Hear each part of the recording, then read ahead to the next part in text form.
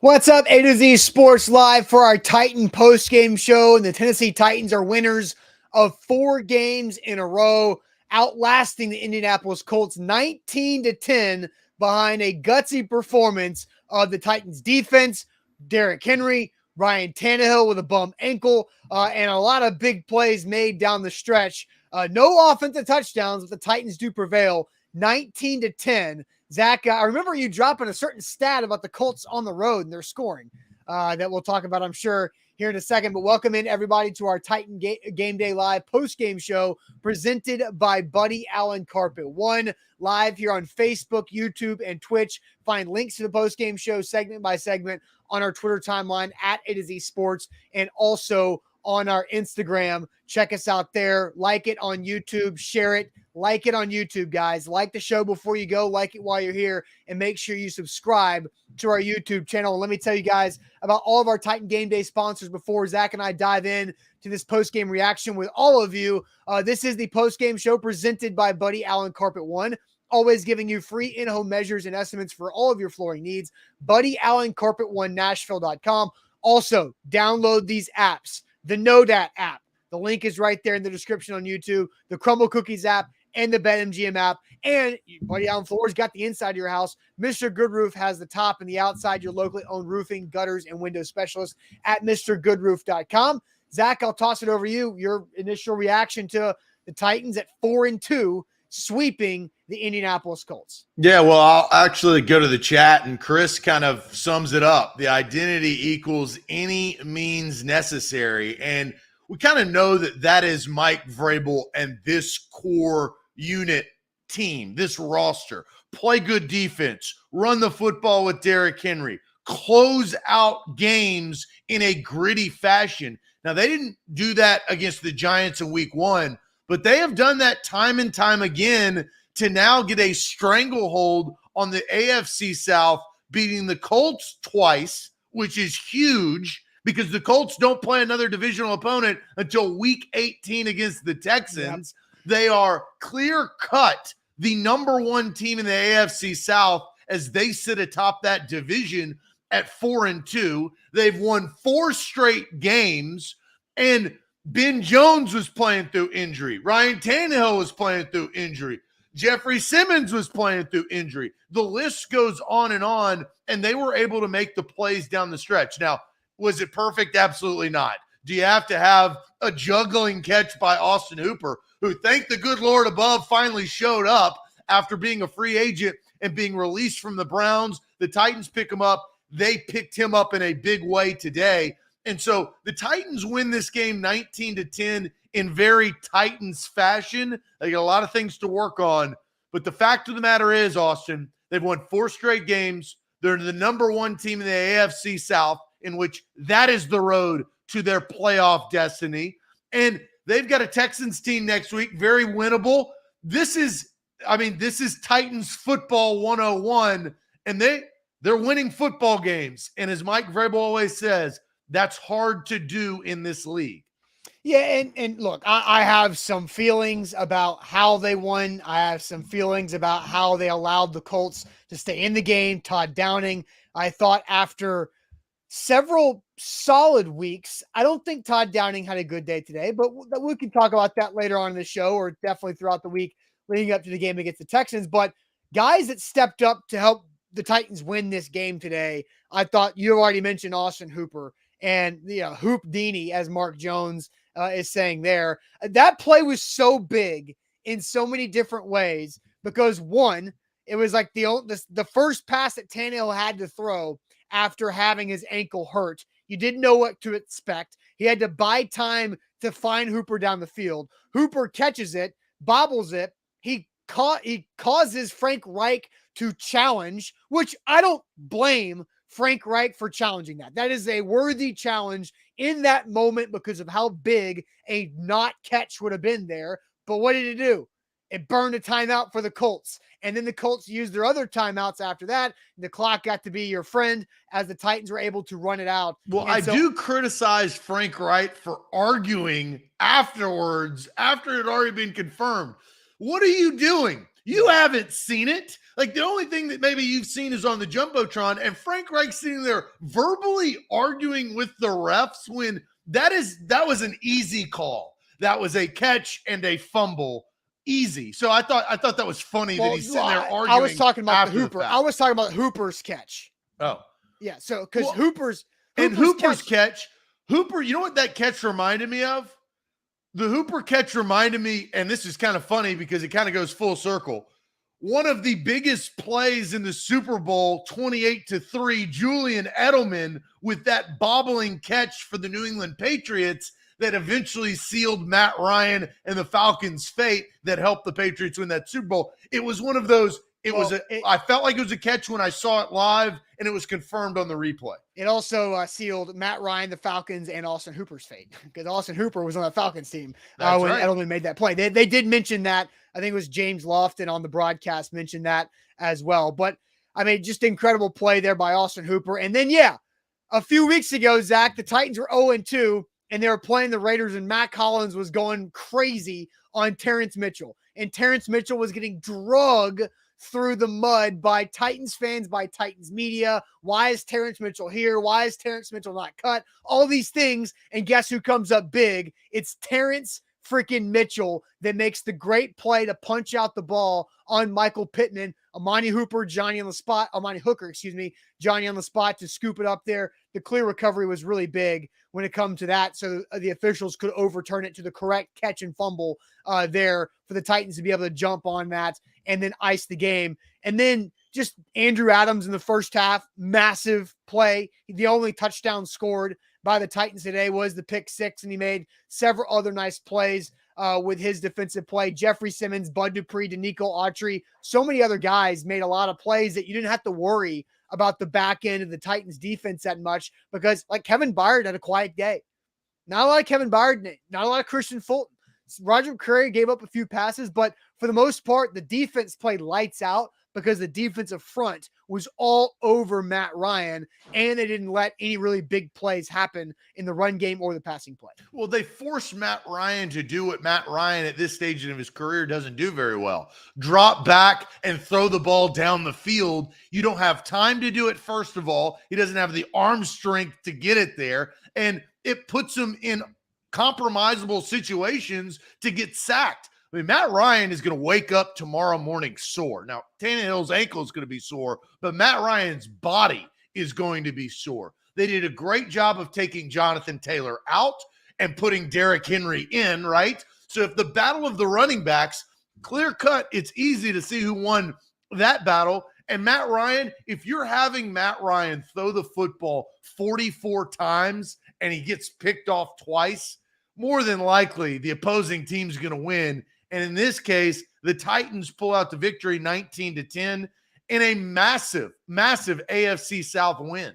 Yeah, absolutely. A to Z Sports here live on this. Zach, you did mention a stat in the pregame show that I teased at the very beginning of this open of the Buddy Allen Carpet One postgame show. What was that stat that you brought up in the pregame? Well, I will give credit where credit is due. Our own Buck Rising wrote an article previewing this game on A2ZSports.com. You should go there and read all of your Titans content consistently. And within that article, he pointed out the fact that Indianapolis averages the league worst 10.7 points per game when they're on the road.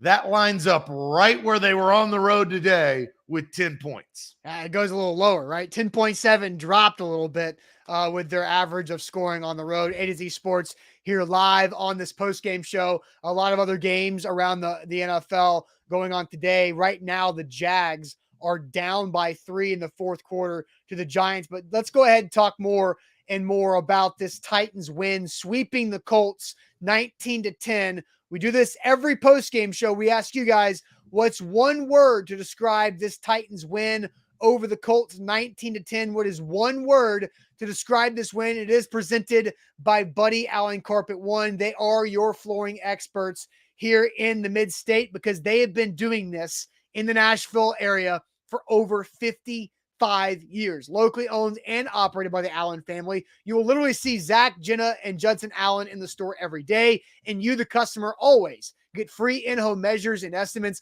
full service flooring company like Buddy Allen Carpet One does not mean more money out of your pocket. It's actually the exact opposite, because you get their experienced flooring work done by their certified and qualified installers, and you save money, qualified work, guaranteed work only at Buddy Allen Carpet One Nashville.com. One word to describe the Titans' 19-10 win over the Colts today. Zach, what's the chat saying here? Well, let's start with Mark Jones with physicality. I mean, there was a physical football team on the front four. Danico Autry, as you kind of previewed in our pregame show, he played very, very well. When he needs to step up against his former team, he usually comes to play. He had great bat downs, great pressure right there. Randy says tough, perseverance from Alex, defense from Danny, defense from Eric, trashy from Dat Dude, I think in a good way, defensive from Anthony. Troy is going to go with my word, okay, and it is sweep. Supermarket sweep. If you're going to go back in the day to sweep the Colts, the Titans have won 5 straight, 6 out of the last 7. That's Mike Vrabel really owning Frank Wright in the last couple of years. But this is a sweep because the Jags are not very good. The Texans are at the bottom of the league, and the Colts have played a lot of, well, almost all of their divisional games, and the Titans have the tie break. The Titans are going to get into the playoffs based on the AFC South. Right now, they are the front runners in the AFC South, and they're going to have an extra game ahead of the Indianapolis Colts because of that sweep. That's a lot of E's, but those are impactful E's. It's a lot of E's. You might go ahead. Well, I was going to say, Robert says gritty, turnover from Daniel, gritty from Jason. I'll stop there and let some more comments roll in. Austin, what's your one word? My one word is gutsy. I thought it was gutsy from many different levels. I write the headline to the show, and I use gutsy in the headline of this post-game show presented by Buddy Allen Carpet One Nashville.com. Gutsy because of the plays that were made to win the game, to ice the game. Ryan Tannehill hanging in the pocket on that bad back right ankle that he throws and pushes off of to make that throw to Austin Hooper to help get that game-winning field goal that really was a massive difference where the Colts needed 2 possessions. Gutsy from Tannehill, gutsy from the defense, knowing how thin their margin of error was because of the lack of offensive firepower the Titans had today. Gutsy by Derrick Henry and the offensive line, because when Tannehill was hurt, they knew they were lining up and just running the ball with Derrick Henry, and they literally carried Derrick Henry 6 yards together. Like, that was an incredible play. Ben Jones, it's like he you know, like if you watch the UFC yesterday, dislocated shoulder, pops it back in, get back in there. It was like Ben Jones popped his knee back into place, and he was a huge component of that 10-yard just mauling run. Yeah, that game won it, or that run kind of made you feel like the Titans were going to do everything they can to squeeze out this win and not let the Colts get the football back to try. So gutsy from everybody. Gutsy from Big Jeff dealing with his ankle injury. You talked about Ben Jones. I talked about Tannehill. Other guys getting banged up. Just the overall defense playing really strong football in giving up just 1 touchdown and 3 turnovers, right? 3 massive turnovers. And one of them, the pick 6, that was the actual separator for this game. So I go with a gutsy win by the Titans in sweeping the Colts. And that's a big deal. Now the Colts are really struggling. They have a lot of problems overall.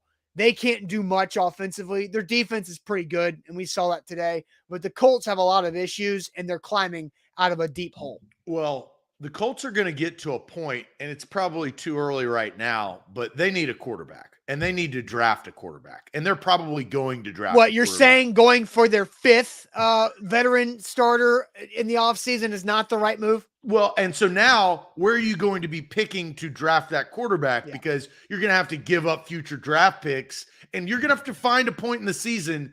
You're down 2 games to the Titans that are leading the division. What are you going to do at a certain point in the season where you're just like, well, you don't want to pick 18? Well, no, Zach, how about this? And Mark Jones was going right where I was going. Who's going to be drafting the quarterback? who is going to be drafting the quarterback? Is it Frank Reich? Is Reich going to get a chance to draft the quarterback? Is Ballard going to get a chance at the GM to draft a quarterback? Or are those guys going to be out of town because Jim Irsay can't deal with this? And Jim Irsay is Jim Irsay, right? Yeah, exactly. You don't really know what he's going to do. Absolutely. So absolute gutsy win there from the Titans overall. What's up? Davey brings up his number one word, which, okay, you can't really argue with him, and it's not all positive, but sufficient. Davey's word is sufficient. How far is being sufficient going to get this football team against better competition and teams that don't have Matt Ryan or Derek Carr or Carson Wentz? Like, you're going to get later into the schedule where you're going to be facing Joe Burrow. You're going to be facing Justin Herbert a little bit later, Dak on down the line, Jalen Hurts. They're undefeated so far, and the Eagles. Like, you're not going to have that luxury at Aaron Rodgers. I keep going back to try to check on that game as they try to do whatever they can to scratch and claw. And that game may be over. No, so it's 21-23 as, Aaron Rodgers trying to scratch and claw. Better competition and better teams. Is being sufficient going to be good enough? Because Austin, this offense does have issues and they're not going anywhere. They're not really improving. Now, Austin Hooper's play improved today, but as I stated, and I will just continue to say this, they don't have the horses. And without them having the horses or any sort of deep threat, you said it yourself, Austin, they knew that Derrick Henry was going to run the ball when the ankle was hurt. What are they going to do when they're not in that type of situation? Yeah, and Sheila says sufficient won't win the big prize. That's true, and it's a great comment. But I honestly don't know what to think about this Titans team because, look, they have the Texans coming up next. We're about to talk for 5 days about that game leading up to it this upcoming week, and the Titans have no excuse but to be 5-2 by that point. And then that's where it kind of gets tough. Then you go to the Chiefs. Our guy Ian in Scotland actually said he's going to be in KC for that game on Sunday Night Football. The Titans have done some interesting things against Patrick Mahomes before, and you can trust the Titans defense to keep you at least in striking distance. Then the Broncos are not what the Broncos were initially thought to be. The Packers are not exactly what the Packers were initially thought to be. The Bengals are kind of wishy-washy, so like there is some ability to take a deep breath during what we thought was going to be the gauntlet of the schedule before the season started and say, yeah, they can win these games because this defense is that freaking good. Jeffrey Simmons, Danico Autry, Bud Dupree, Rashad Weaver, David Long Jr. is making a case for a brand new contract. That guy is having a heck of a season. And then you start to get the other pieces around them to come back into form. But when you have a front four like the Titans do, every quarterback is going to be under duress for some extent of that game.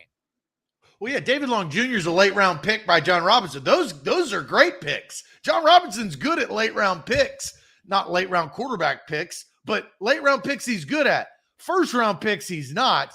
And, look, I want to bring this up because our girl Liz brings up, we never know what this team's identity is. And I don't disagree with Liz, but then at the same time, I feel like we always know what this team's identity is, right? Like it's kind of the weirdest situation. We don't know, but we do know. Or do we know, we just don't like it? Or it's not good enough. No, I've got a complex with we this. do know what this team's identity is. We just don't like it. And I think that may be the case. But apparently the Packers just lost, apparently, too. So look, that Aaron, I don't know if that's good, bad, and different for the Titans. You don't want an angry Aaron Rodgers. It's a month away, so it's not that big of a deal right now. Well, the identity, what needs to change within the identity is second half scoring, right? You cannot just go through kicking field goals against higher octane offenses. And look, the Chiefs the Chiefs are not the same team that they were a couple of years ago, but they're still damn good, right? The Packers are not the team that they were the last couple of years ago, but they're still damn good because they have the quarterback play. I know what Mike Vrabel is going to say, and it is probably what he should say, which is it's hard to win in this league, right? Of course he's going to say that. But it is. In Austin, you can't sit there and complain because they've won 4 straight. They started 0-2 after being embarrassed in Buffalo in prime time. Yeah. And since the third quarter when they pulled all of their starters, the only thing that they've done is win games. Yeah, but I mean, they've kind of gotten in their own way. And you're not wrong there. But I do feel like we need to address Todd Downing here. Because Todd Downing continuously makes these games a lot more difficult than they need to be. At halftime, during our halftime show, I talked about the personnel, the iffy personnel, and a bad play call on first down in the red zone. It's all about situational awareness with Todd Downing. I don't think Todd Downing's necessarily a bad coach in the week. I don't necessarily think he's a bad game planner. I'm sure he's good at that. I'm sure he's a good teacher in the practices. But there's something missing about Todd Downing's feel for the moment that's holding this Titans team back. It's when you have a 1st and 10 on the 13-yard line and Derrick Henry's not on the field, and you have 3 tight ends on the field and no Derrick Henry, you're like telling the defense, all right, cover these big, slow guys. There's not a lot of dynamic things that are about to happen because they're not giving it to Derrick Henry with the big 3 slow guys to block for him. If Derrick Henry was on the field, that makes sense, but it didn't. It was an incomplete pass to Hilliard. Colts saw it coming. They did it again in the second quarter that led to another field goal where they had a weird play call on 1st and 10, a second down run, get you to 3rd and long, and you kick a field goal. And then again, when Derrick Henry is in the game and Ryan Tannehill's back after a bum ankle injury and Derrick Henry just bulldozed the Colts defense 2 consecutive carries for 12 total yards. You try to do a jet sweep with your backup rookie quarterback when your starting quarterback is limited in his mobility, and it looks like Malik Willis doesn't really know how to properly take a handoff because he tried to do this. I think Malik Willis, it was Malik Willis's fault because I don't think he knew the play. He didn't. You don't take a handoff like this. No, I don't think he knew the ball was going to him. I think that's the problem. Doesn't matter. No, I'm not saying whatever. I'm just saying if you look at that play, Malik Willis did not know that the ball was going to be handed off to him. Now, should Todd Downing put Malik Willis in that situation to know or not know? No, not in that situation. But you're sitting there. I felt like they set it up. They set it up because this was the first time that but he wasn't ready. That was not the time or place. And it goes to your point is situationally the feel of a game. It cannot be taught. You just have to feel your play calling and help your team avoid 3rd and longs, right? Or as you brought up, and I think you tweeted this about Austin Hooper. Big play, takes him off. He's off the field. All 3 times. Big play, takes him off the field. Now, the second time, the second catch that Hooper made, it looked like his helmet had some equipment issue. So that's fine, right? But the first catch was on a 3rd down. Hooper made the guy miss and got up the sideline. And then the 3rd catch, the bobble. Austin Hooper is getting water out of a squeeze bottle on the sideline. Why not keep him in the game to try to build off of some of these things? Their personnel usage and rotation baffles me. And Todd Downing has no feel for the moment of games. I will give Todd Downing one piece of credit. When Malik Willis came into the game, the play after Ryan Tannehill, he didn't try to put Malik Willis in a bad situation. Yep. He handed the football off, he took his points, and let the Titans play defense. Exactly. He could have, and so if we're going to criticize one, we have to credit. I will credit Todd Downing for not getting too cute and putting a rookie quarterback in a spot where He could throw a pick. He could run around and fumble. He could do something bad and take those points, or have a field goal attempt be even more difficult by backing them up. He handed the football off and took his points. But that's an easy decision. No decision from Todd Downing is an easy decision. We have gotten too far and seen Todd Downing too many times to sit there and say that there are easy decisions when it comes to Todd Downing. I think that was it was a no-brainer. And I noticed it and I was like, thank goodness. No, yeah, I mean, they did the right thing. It was a no-brainer. They don't always do the right thing. But like there's been some moments where Tannehill's been out for a play and Logan Woodside just hands it off and then Tannehill comes back in for some equipment, his shoe falls off or whatever. But that's a no-brainer play. Your third down, that was a big play. And it was a third and passing down, right? It was if Tannehill was in the game, it was probably, I think it was 3rd and 7. That's probably a pass play. But I think with Malik Willis in, it was a no-brainer decision to run the ball there with Willis on that one play to get the points because of the game situation. It was a 16-10 game. I don't put it past anything of an easy play call. Oh, man. Like, what a crazy game. Again, Todd Downing he does that every once in a while. It's like things are going great and then tries to do something too cute for no reason in a bad spot. I will say something positive about this football team that I think fans and this team has to take away from this 4-game winning stretch. When the going gets tough, somebody makes a play. And that's something that you cannot recreate. We talk about Todd Downing's feel of the game. Well, this team's feel of the game in the second half to get wins, that is something that you have to credit the players and the coaches, that when things get tough, they shine and get the dub. And so I recognize that. I think Mike Vrabel recognizes that. And these players are playing in a crucial divisional game. They closed the door. They got the big play to close the door and seal the victory, and that needs to be recognized. Yeah, and Derek says that cute play would have worked if Malik executed it. It's just not. Malik messed up because of how he tried to catch the handoff with his hands and not allow it to go to his chest. I think it surprised him, to be honest. Well, that doesn't matter, though. In that spot. It does. No, it does not, Zach. You want let me tell you why it on doesn't the matter. field to know what to do. Let me tell you why it doesn't matter. It doesn't matter that Malik didn't expect it. It's because when you're carrying out a fake, you were taught to carry it out as if you have the ball. When you're carrying out a fake, you were taught to carry it out as you were expecting to get the ball. Always expect to get the ball. That is what the coaches are saying.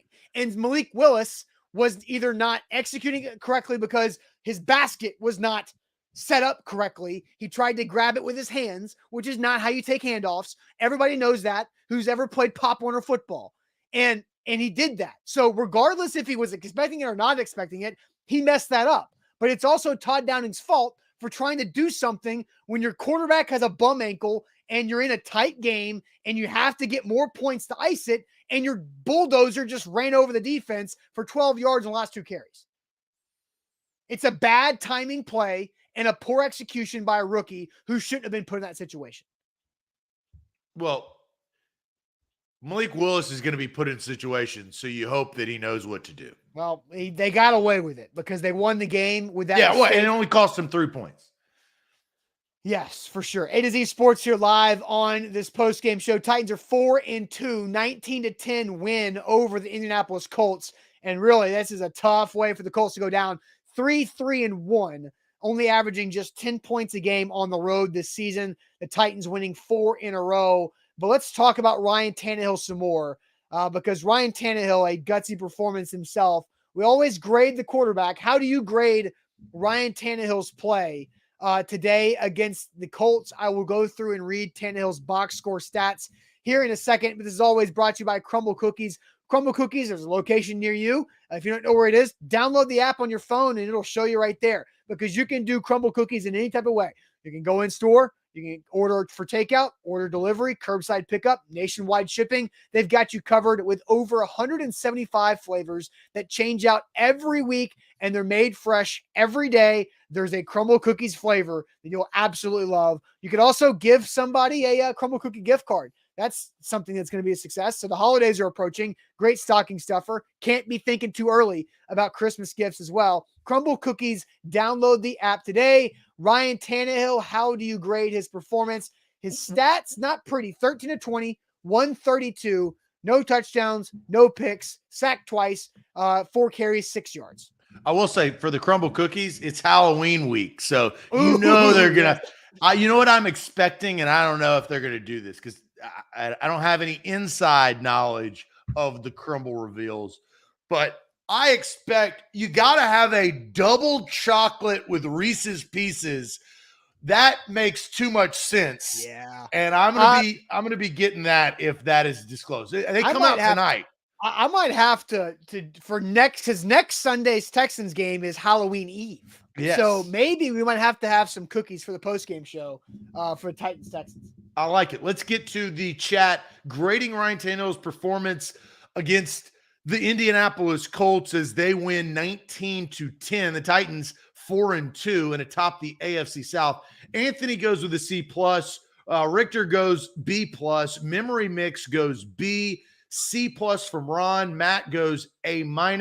Stephen King goes B+. B- from John. C+ from Guy. A+ from Lou, man. I think that's a little high from old Lou. Solid B from Jacob. C+ from Michael. B from Sheila. C from Mike. Dwayne goes C+. Daniel B-. Mark Jones goes B. Let's see here. A+ from Robert. D from Kendrell. I don't know. You can't do a D. Now, no. Voicing the stat line sounds like a D, right? But it's not. No, and I'll read the stats again for Ryan Tannehill. They were not pretty. 13 of 20 passing for 132, no touchdowns, no picks, 2 sacks, lost 16 yards on the sacks. His rushing was actually better because he took the 3 knees. So he actually had 1 carry for 8 yards where he gained that first down early in the game. And then you have to add in there what he was fighting through with an ankle he barely could move. So that's where I'm going. I think this is a C+ performance based on what he did, but that is going to be elevated to a B- based on the grit scale. Not just, and this is, Tannehill is tough. Nobody in the history, if you've been watching Titans football and number 17 in two-tone blue, you've seen him take hits, stand in the pocket, get first downs with his legs by jettisoning forward, getting the extra yard.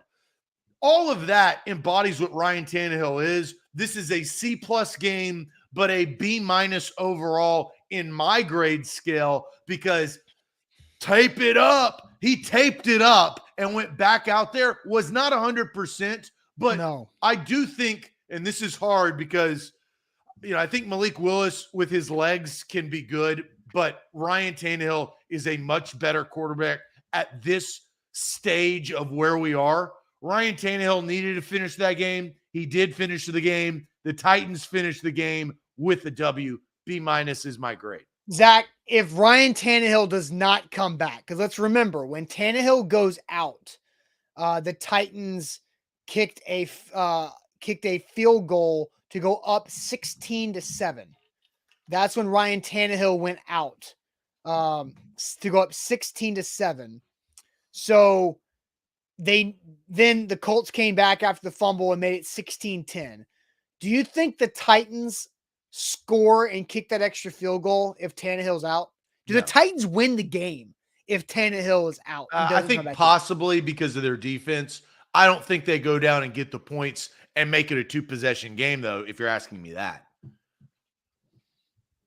Because the Colts had 3. It's 16-10. It's a 1-possession game. They had 3 possessions after Tannehill got hurt, and most of those are in a 1-possession game. I think it's really close. Yeah. I mean, grit scale, B-. I think it's a good grade for what this win and what Ryan Tannehill did. Derrick Henry and the defense won him the game. You talk about, Liz was talking about what's the identity. I just said it in a nutshell. Yep. Play good defense and run Derrick Henry. If you have a stat where Derrick Henry gets the ball not 10, not 20, but 30 times and rushes for 128 yards, and he didn't have a touchdown, which ruined my same game parlay. Thought he was about to bust that last one, though. Yeah, well, but the linebacker I felt like was going to catch him because he had too much. He was at the 30, so I kind of conceded there. And you play good defense where you have not one, not two, but 3 turnovers by your defense with 2 picks and a forced fumble at a huge moment in the game. That is the Titans' identity. What's your grade? I think my grade's a B. I think it's a flat B. I think the ability that Tannehill had to stay in the game, to get them in the right runs. Because what we always forget about in the run game, the quarterback's instrumental ability and the center. So the fact that Tannehill and Ben Jones are both banged up, fighting through stuff, working together to have that run game be effective is important there. And the Titans don't. The 3rd and 6th throw to Austin Hooper was just that bumps him up another half grade for me. You're at a B- with the injury, fighting through the injury. I think fighting through the injury to B-, but then the Austin Hooper throw gets him to a flat B for me. That was a gutsy throw. That was a hell of a play for Ryan Tannehill to stay in there, buy extra time, and then deliver it because it's his back leg. That's the leg he pushes off of to throw, and he had to throw it several yards down the field on a rope to get there to Hooper. He's going to be limping tomorrow. I wouldn't be surprised if he's in a boot tonight.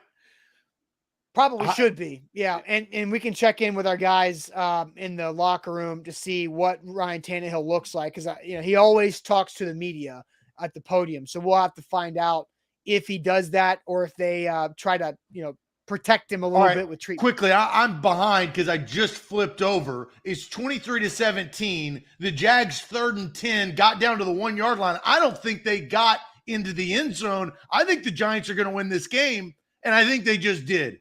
The Jags lose 23-17 as Trevor Lawrence gets down to, talk about 1 yard short, 1 yard short for the Jags. So now, Austin, the Titans move that much further ahead in the AFC South because you have a 3-win team, you have a 2-win team, and then you've got really the Titans with another game ahead of the Colts because they've swept them 4-2. So huge play right there that I literally just witnessed on my computer screen. Jags lose to the Giants. The Giants, geez.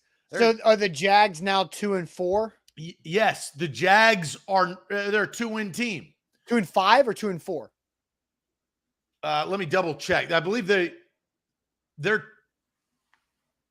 2-4. No, 2-5. This would be 2-5. Yes, yeah, you're right because they haven't had their bye yet. 2-5. So that's huge. Because the weird thing is the Titans had their bye early in the season, so that's why they're 4-2. 2-5.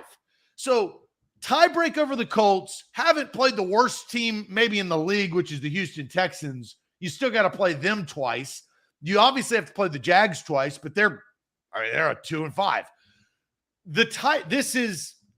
We can literally say on October 23rd, this is the Titans division to lose. I wonder what our guys at BetMGM, what do you think the odds are for the division? I mean, are they actually going to be the favorite? Are the Titans actually going to be the favorites? Yes. I mean, now, yeah. But yes. I don't think they'll probably be minus. They're probably like plus 120. The Titans to win the division? I think it's minus money. I don't think the Titans were favored. No, they weren't. But because the Jags lost to the Colts, the Titans will be minus money. Okay, maybe so. I do know this. I did get a Titans first place, Colts second place, plus 220 bet in that I got riding right now. There you go. That's not bad. And, Weston's right. It is the worst division in the league. But at the end of the day, all your not your fault. It's not. It's not. It's the Titans can't do anything about how bad their division is. All Ryan Tannehill's trying to do is get some redemption from last year's 3-pick Cincinnati Bengals game in the divisional round of the playoffs. Austin, here I'm going to tease something. Okay. And we may get to it Monday. We may get to it Tuesday. We may get to it Wednesday. I don't know because we'll obviously have to hear the reaction and some of the post-game video. while we have an audience here, and I'll tease what I'm going to say, make sure you subscribe to our YouTube channel if you're watching on YouTube, like our Facebook page as we get to the road to 100K, and you can go ahead and like this video if you're on YouTube. Austin, the Titans offense, I think that the Titans defense, it can work up to be great. We don't throw great around a lot. The Titans defense can work to be great. The Titans offense is bad. They are just trying to work to get to good. Mm-hmm. I realize today a little bit more of what they're missing to get to good. Offensively. Yeah.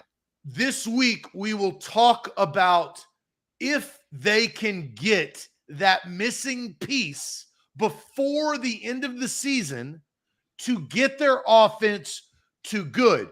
Because, Austin, I'll tell you this. If you have a great defense, I'm going to say this, a great head coach, and I'm not talking about in the landscape of like a career. I'm talking about a top 10 coach in this league, right? Yes, right now. Mike Vrabel's a top 10 coach in this league. That's very conservative. Yeah, you can say that. Yeah. If you have a top 10 defense and a top 10 head coach, if you can get your offense to just good, you can compete in the NFL playoffs. Yes. That's what they're trying to do. So we're going to walk through this week to figure out if they can find the missing piece of their offense. And I think I have it, but I need to talk through it a little bit more. All right, you got my attention on that. Patrick Mahomes also just threw a pick. He could have been picked off by 2 Niners, but one of them got it. So look, the AFC is up for grabs in a lot of different ways, and the Titans have the ability to get a stranglehold of their division. They got it right now. There's no reason why the Titans should not be 5-2 once we're talking after next week's game against the Houston Texans. That'll wrap it up for this Titans Game Day Live post-game show. Thank you to all of our sponsors and to you guys. Like the show before you go.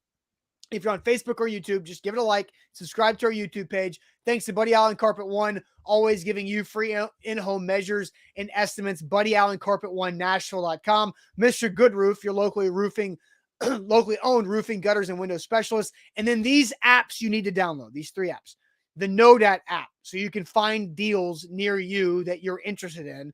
They find it for you. It's great. I've used it last weekend. The NoDat app, download it today. Crumble Cookies, download that app. They've probably got some Halloween specials coming up. And the BetMGM app, my weekend at BetMGM continues to thrive with Titans -2.5. I had LSU -2 yesterday, Zach. Sorry about that. But BetMGM, use our code ATOZ Sports, risk-free bet up to $1,000 with your first bet on pro football. Everybody enjoy the rest of your Sunday. A to Z Sports Primetime with Buck Rising live tonight, 8 o'clock Central Time, as Buck will tell you what he heard from the locker room. Speaking of locker room, a lot of content up on our YouTube, Facebook, Instagram, everywhere, Twitter, TikTok. It's all over the place. And we'll see you guys tomorrow morning. Have a good one. Appreciate it as always. Hibachi, where you at?